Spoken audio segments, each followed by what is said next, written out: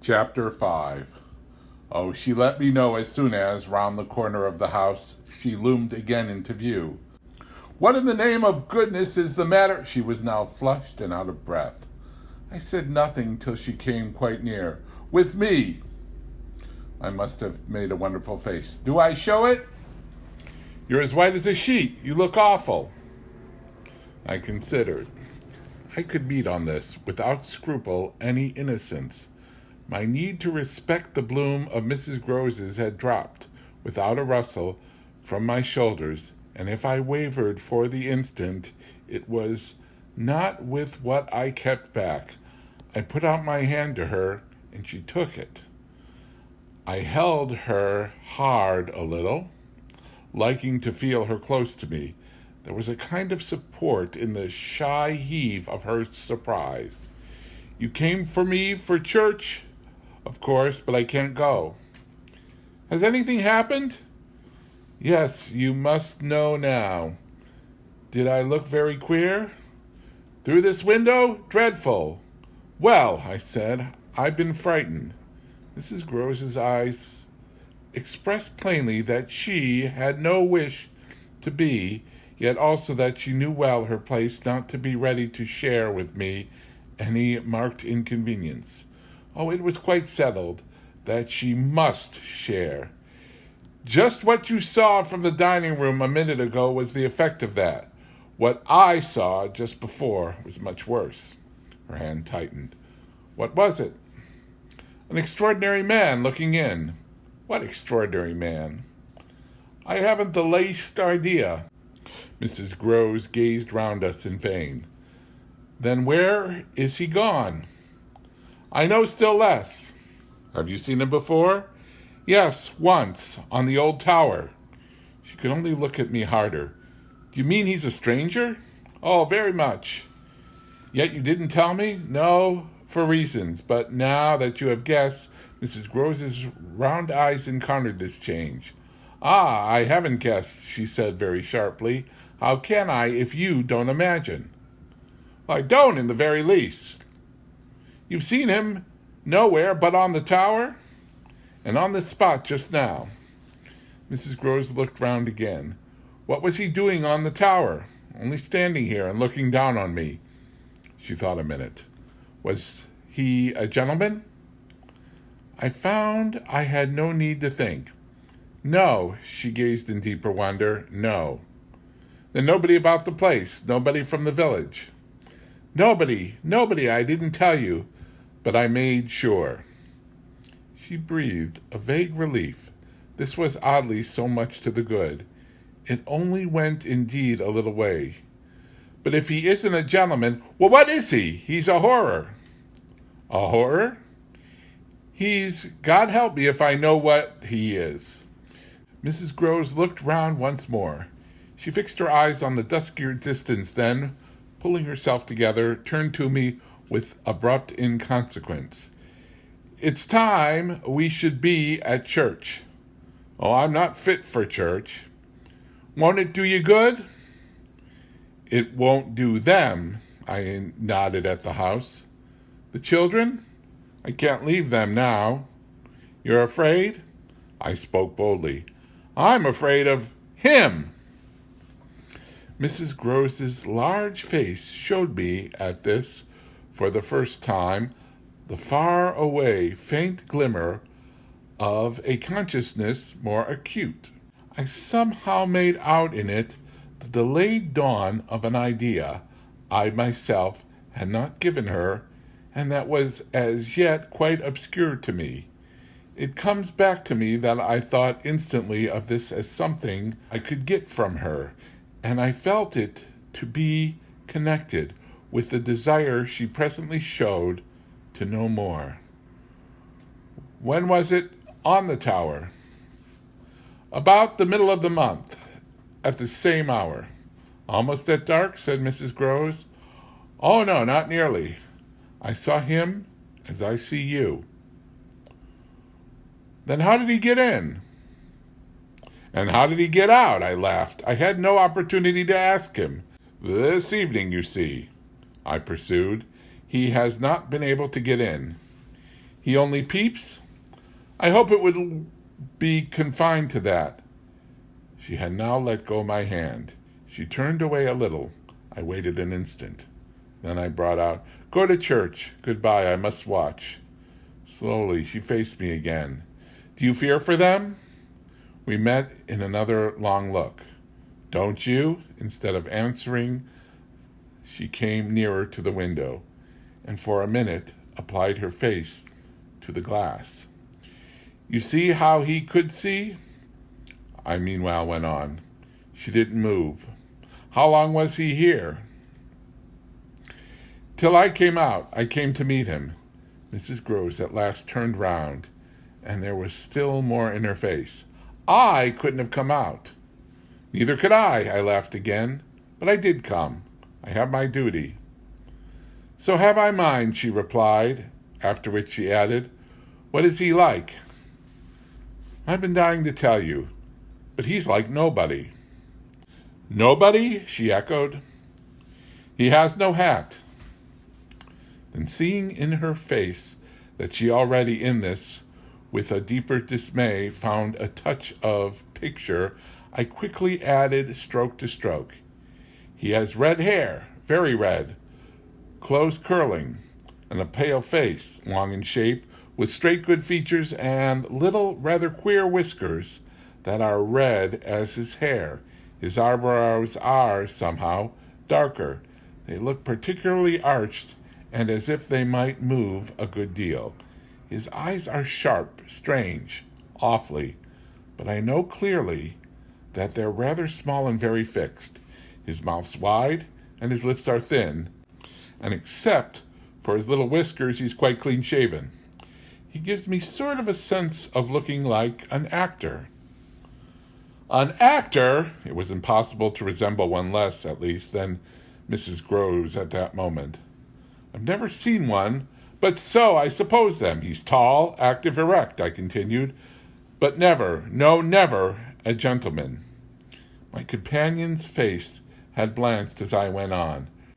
Her round eyes started and her mild mouth gaped.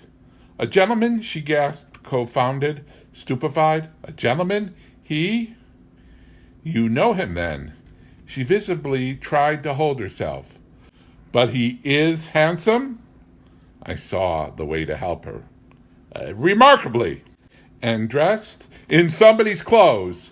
They're smart, but they're not his own." She broke into a breathless affirmative groan. "They're the master's." I caught up. "You do know him?" She faltered for a second. "Quint," she cried. "Quint?" "Peter Quint, his own man, his valet, when he was here."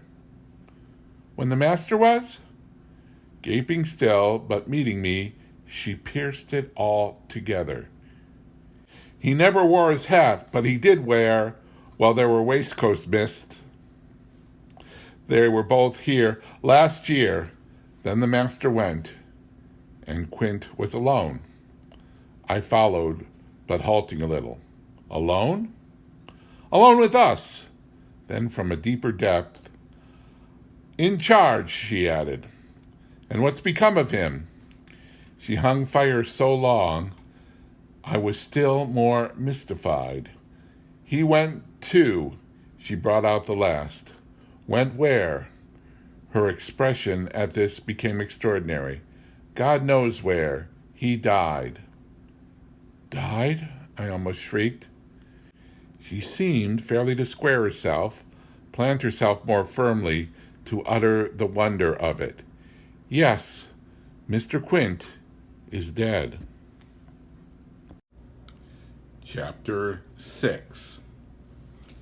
It took, of course, more than that particular passage to place us together in presence of what we had now to live with as we could, my dreadful liability to impressions of the order so vividly exemplified, and my companion's knowledge henceforth, a knowledge half consternation and half compassion, of that liability.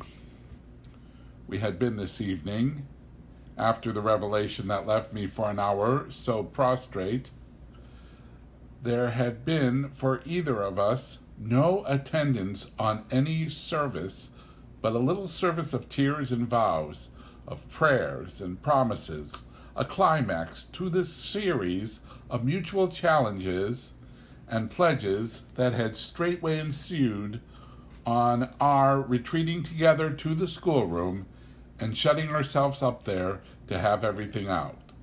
The results of our having everything out was simply to reduce our situation to the last rigor of its elements.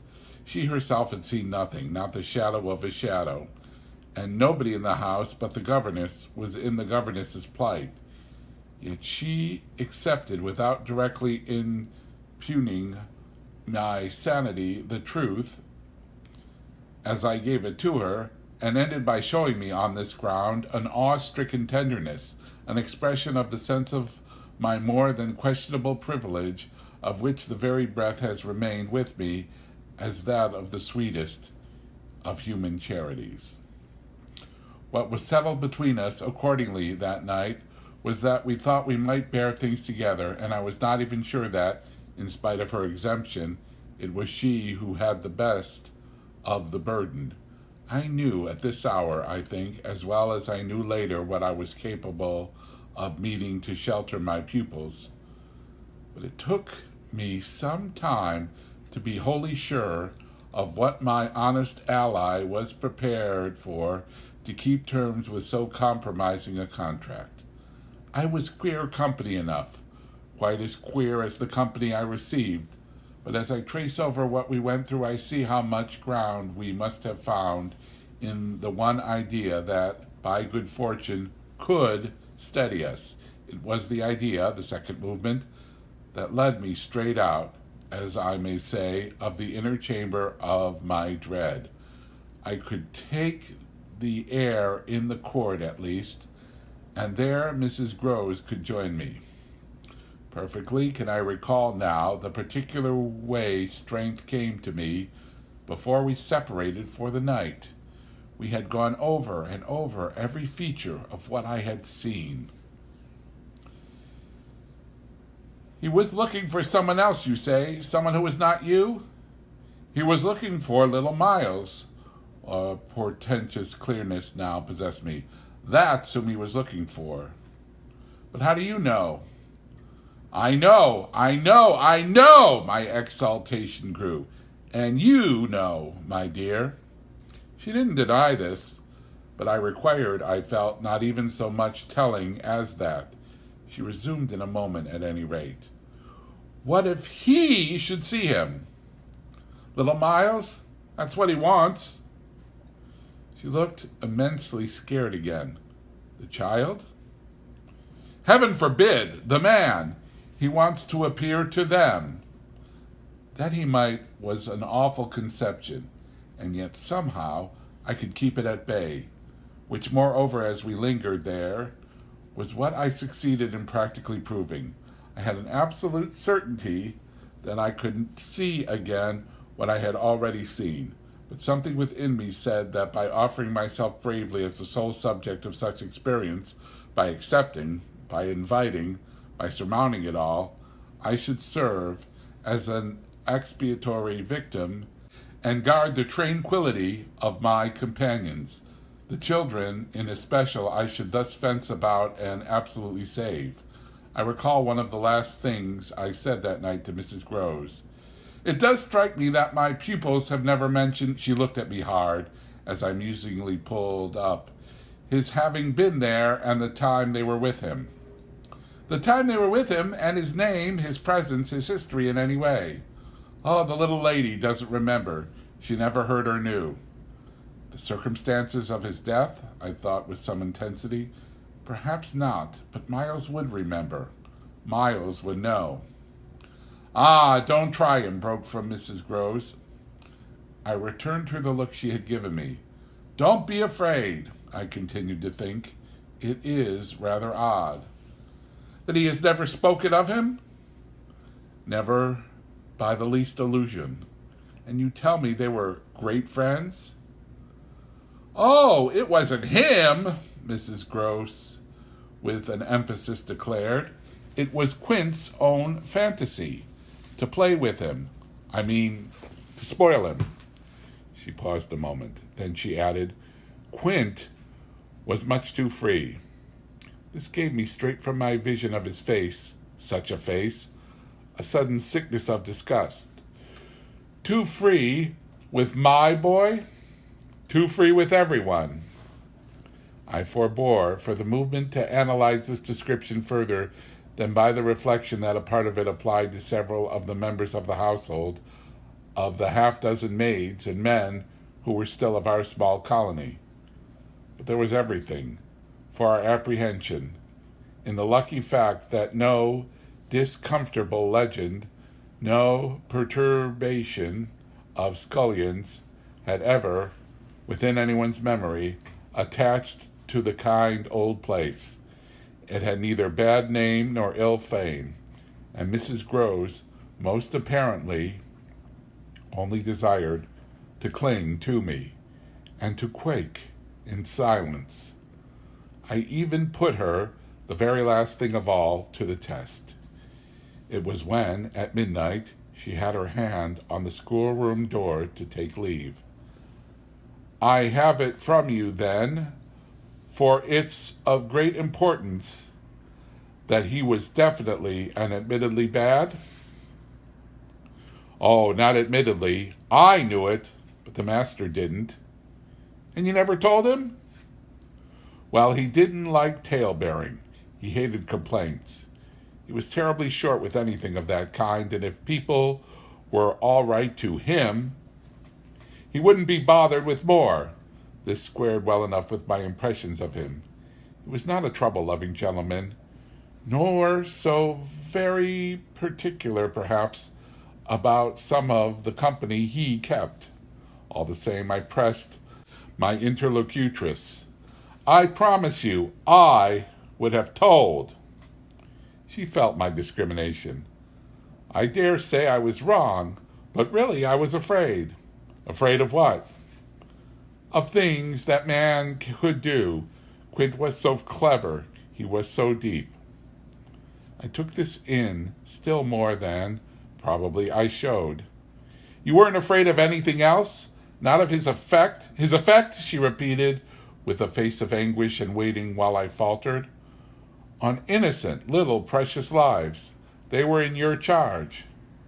No, they were not in mine, she roundly and distrustfully returned. The master believed in him, and placed him here, because he was supposed not to be well, and the country air so good for him. So he had everything to say, yes, she let me have it, even about them. Them? That creature? I had to smother a kind of howl. And you could bear it? No, I couldn't, and I can't now. And the poor woman burst into tears. A rigid control from the next day was, as I have said, to follow them. Yet how often and how passionately, for a week, we came back together to the subject. Much as we had discussed it that Sunday night, I was, in the immediate later hours in especial, for it may be imagined whether I slept, still haunted, with the shadow of something she had not told me. I myself had kept back nothing. But there was a word Mrs. Groves had kept back. I was sure, moreover, by morning, that this was not from a failure of frankness, but because on every side there were fears. It seems to me, indeed, in retrospect, that by the time the morrow's sun was high, I had restlessly read into the facts before us almost all the meaning they were to receive from subsequent and more cruel occurrences. What they gave me above all was just the sinister figure of the living man. The dead one would keep a while, and of the months he had continuously passed at Bly, which, added up, made a formidable stretch. The limit of this evil time had arrived only when, on the dawn of a winter's morning, Peter Quint was found, by a laborer, going to early work, stone dead on the road from the village, a catastrophe explained, superficially at least, by a visible wound to his head, such a wound as might have been produced, and as, on the final evidence, had been, by a fatal slip in the dark, and after leaving the public house on the steepish icy slope, a wrong path altogether at the bottom of which he lay. The icy slope, the turn mistaken at night and in liquor, accounted for much, practically, in the end, and after the inquest and boundless chatter, for everything. But there had been matters in his life, strange passages and perils, secret disorders, vices more than suspected, that would have accounted for a good deal more. I scarce know how to put my story into words that shall be a credible picture of my state of mind, but I was in these days literally able to find a joy in the extraordinary flight of heroism the occasion demanded of me. I now saw that I had been asked for a service admirable and difficult, and there would be greatness in letting it be seen. Oh, in the right quarter, that I could succeed where many another girl might have failed. It was an immense help to me. I confess, I rather applaud myself as I look back, that I saw my service so strongly and so simply. I was there to protect and defend the little creatures in the world, the most bereaved and the most lovable, the appeal of whose helplessness had suddenly become only too explicit, a deep, constant ache of one's own committed heart. We were cut off, really, together. We were united in our danger. They had nothing but me, and I had them. It was, in short, a magnificent chance. This chance presented itself to me in an image richly material. It was a screen. I was to stand before them. The more I saw, the less they would. I began to watch them in a stifled suspense, a disguised excitement that might well, had it continued too long, have turned to something like madness. What saved me, as I now see, was that it turned to something else altogether. It didn't last a suspense. It was superseded by horrible proofs. Proofs, I say yes, from the moment I really took hold. This moment dated from an afternoon hour that I happened to spend in the grounds with the younger of my pupils alone. We had left Miles indoors on the red cushion of a deep window seat. He had wished to finish a book, and I had been glad to encourage a purpose so laudable in a young man whose only defect was an occasional excess of the restless. His sister, on the contrary, had been alert to come out, and I strolled with her half an hour, seeking the shade, for the sun was still high and the day exceptionally warm. I was aware, afresh with her, as we went, of how, like her brother, she contrived, it was the charming thing in both children, to let me alone without appearing to drop me, and to accompany me without appearing to surround. They were never inopportunate, and yet never listless. My attention to them all really went to seeing them amuse themselves immensely without me. This was a spectacle they seemed actively to prepare that engaged me as an active admirer. I walked in a world of their invention. They had no occasion whatever to draw upon mine, so that time was taken only with being, for them, some remarkable person or thing that the game of the moment required, and that was merely, thanks to my superior, my exalted stamp, a happy and highly distinguished sinecure. I forgot what I was on the present occasion. I only remember that I was something very important and very quiet, and that Flora was playing very hard. We were on the edge of the lake, and, as we had lately begun geography, the lake was the Sea of Azov. Suddenly, in the circumstances, I became aware that on the other side of the Sea of Azov, we had an interested spectator. The way this knowledge gathered in me was the strangest thing in the world. The strangest, that is, except the very much stranger in which it quickly merged itself. I had sat down with a piece of work, for I was something or other that could sit, on the old stone bench which overlooked the pond, and in this position I began to take in with certitude and yet without direct vision, the presence at a distance of a third person. The old trees, the thick shrubbery, made a great and pleasant shade. But it was all suffused with the brightness of the hot, still hour. There was no ambiguity in anything, none whatever, at least in the conviction I from one moment to another found myself forming as to what I should see straight before me and across the lake as a consequence of raising my eyes. They were attached at this juncture to the stitching in which I was engaged, and I can feel once more the spasm of my effort not to move them till I should have steadied myself as to be able to make up my mind what to do. There was an alien object in view, a figure whose right of presence I instantly passionately questioned. I recollect counting over perfectly the possibilities, reminding myself that nothing was more natural, for instance, than the appearance of one of the men about the place, or even of a messenger, a postman, or a tradesman boy from the village.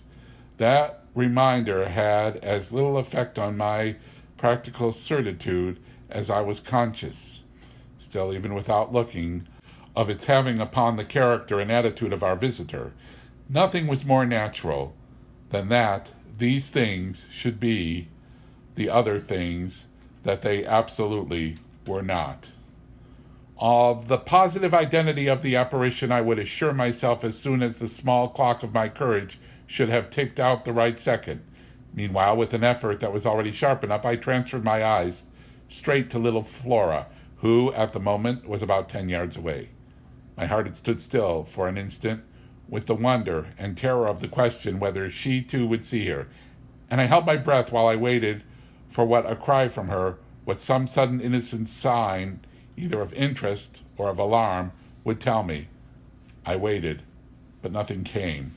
Then, in the first place, and there is something more dire in this, I feel, than in anything I have to relate, I was determined, by a sense that, within a minute, all sounds from her had previously dropped, and in the second, by the circumstance that, also within the minute she had in her play turned back to the water. This was her attitude. When I at last looked at her, looked with a confirmed conviction that we were still together under direct personal notice, she had picked up a small flat piece of wood, which happened to have in it a little hole that had evidently suggested to her the idea of sticking in another fragment that might figure as a mast and make the thing a boat. This second morsel, as I watched her, she was very markedly and intently attempting to tighten in its place. My apprehension of what she was doing sustained me, so that after some seconds I felt I was ready for more. Then again I shifted my eyes. I faced what I had to face. Chapter 7. I got hold of Mrs. Groves as soon after this as I could, and I can give no intelligible account of how I fought out the interval.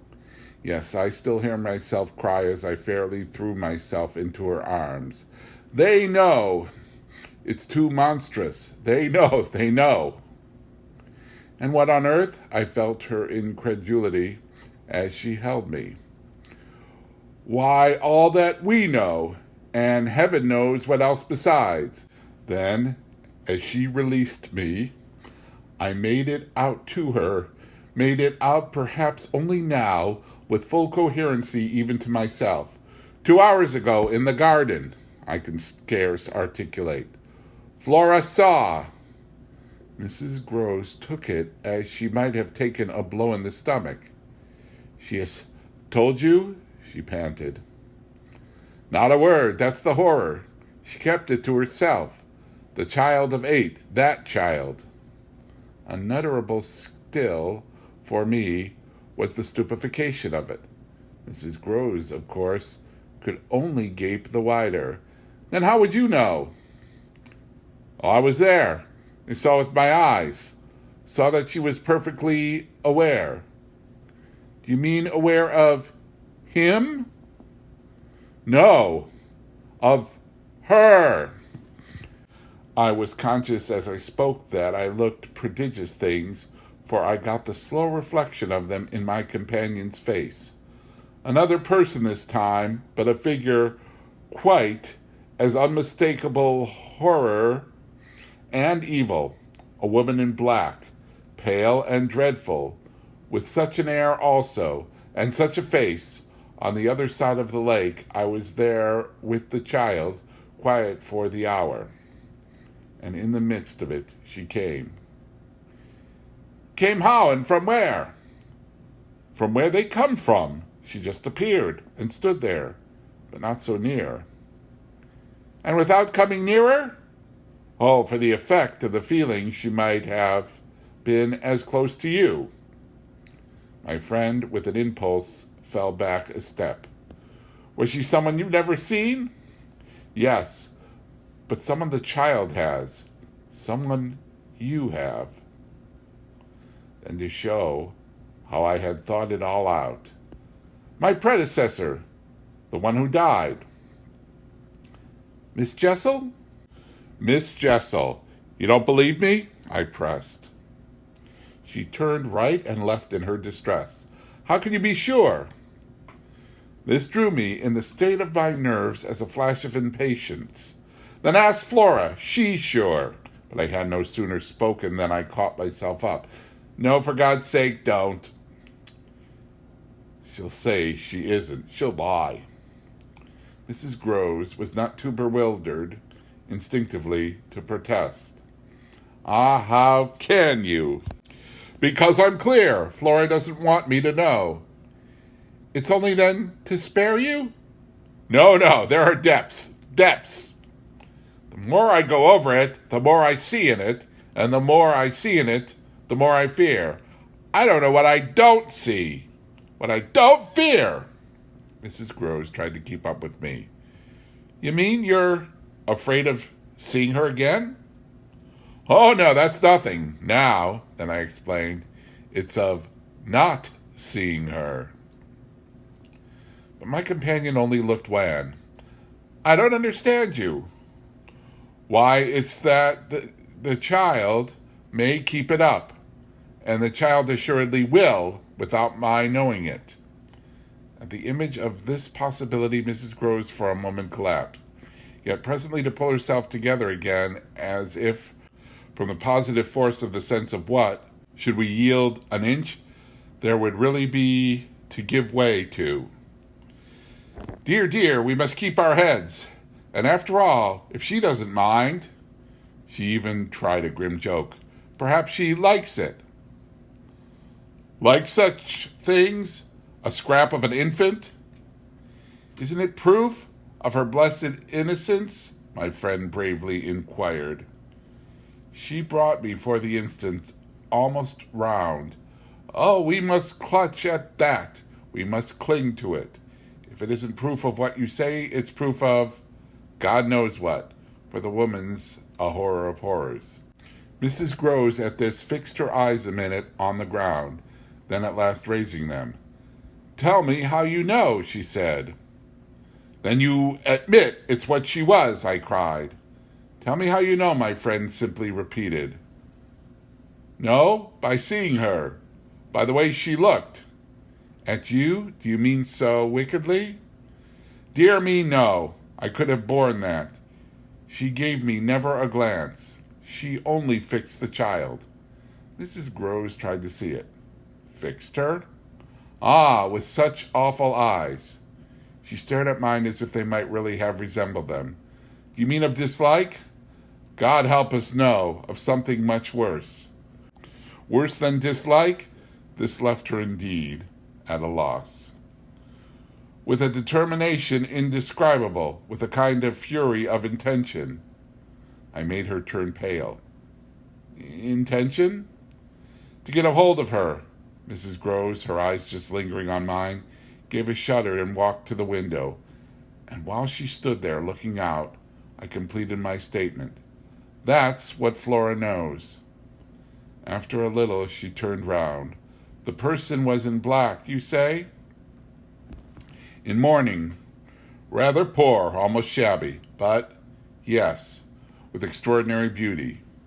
I now recognized to what I had at last, stroke by stroke, brought the victim of my confidence, for she quite visibly weighed this. Oh, handsome, very, very, I insisted, wonderfully handsome, but infamous. She slowly came back to me. Miss Jessel was infamous. She once more took my hand in both her own, holding it as tight as if to fortify me against the increase of alarm I might draw from this disclosure. They were both infamous, she finally said. So for a little we faced it, once more together, and I found absolutely a degree of help in seeing it now so straight. I appreciate, I said, the great decency of your not having hitherto spoken. But the time has certainly come to give me the whole thing. She appeared to assent to this, but still only in silence, seeing which I went on. I must have it now. Of what did she die? Come, there is something between them. There was everything, in spite of difference. Oh, of their rank, their condition, she brought it woefully out. She was a lady. I turned it over. I again saw. Yes, she was a lady. And he so dreadfully below, said Mrs. Groves. I felt that I, doubtless, needn't press too hard, in such company, on the place of a servant in the scale.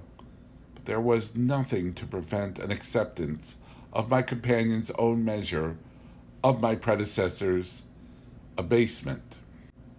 There was a way to deal with that, and I dealt, the more readily for my full vision, on the evidence of our employer's late, clever, good-looking own man, impudent, assured, spoiled, depraved. Fellow was a hound.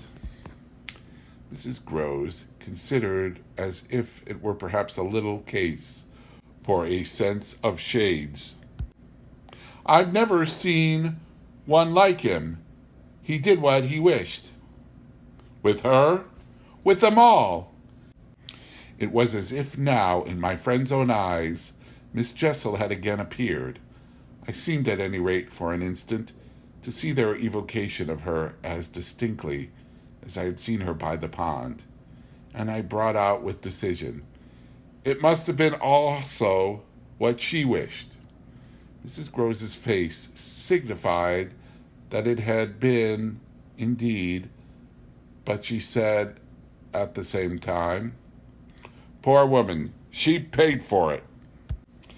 Then you do know what she died of, I asked. No, I know nothing. I wanted to know. I was glad enough I didn't, and I thanked heaven she was well out of this. Yet you had, then, your idea of her reason for leaving? Oh, yes. As to that, she could not have stayed. Fancy it here for a governess. And afterwards I imagined, and I still imagine, and what I imagine is dreadful. Not so dreadful as what I do, I replied, on which I must have shown her, as I was indeed but too conscious, a front of miserable defeat.